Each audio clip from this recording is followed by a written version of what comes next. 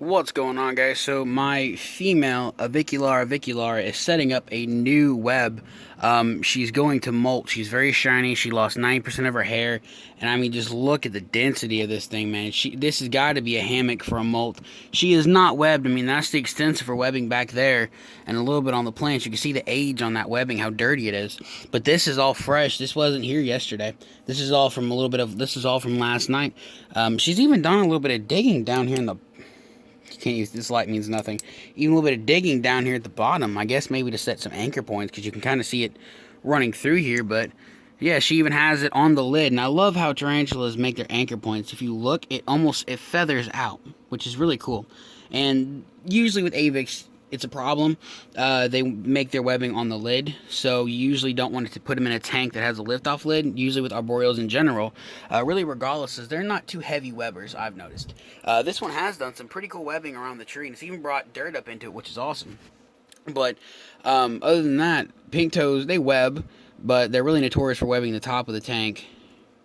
I can't, like, that is so hard to break. But yeah, she's probably, that looks like she's making a hammock. It's probably going to cross all the way over here since she already has anchor points. I mean, just look at the density of that. Look at how thick that is, and look at my terrible hot glue job back here. But yeah, it's my big old girl right here.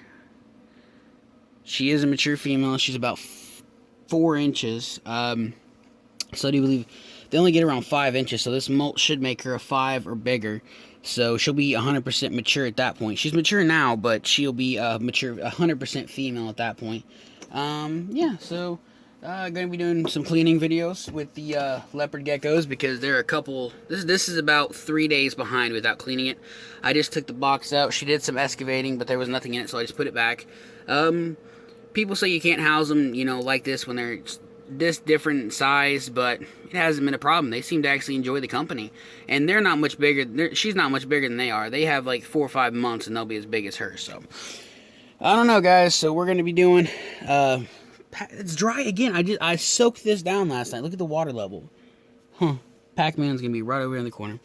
But yeah, guys, I just want to show you this video. You can usually tell when a tarantula is going to molt if they're not a webber. They'll do this. This is usually a good sign for an arboreal, even a terrestrial. They'll make a webbing on the ground, and they'll kind of just flip over onto it once they go to molt. And you see my Avic right here. I don't know. This looks like an egg sac build to me. I've seen a lot of YouTubers that have bred Avics, and this is the webbing they make for an egg sac. There's 0 exits, and she's only ever been out of here 1 time, and that's when she ripped this through just to get away from the light. So I mean, she's shiny, but she could be about to lay an egg sac, because Jesus Christ, the ones I saw on YouTube, they were taking egg sacs away from Avics this big and bigger. So I mean, she could be pregnant, being a wild caught specimen. I don't know. GBB is making some killer webbing too, so I'm waiting for a molt from it in a couple of days.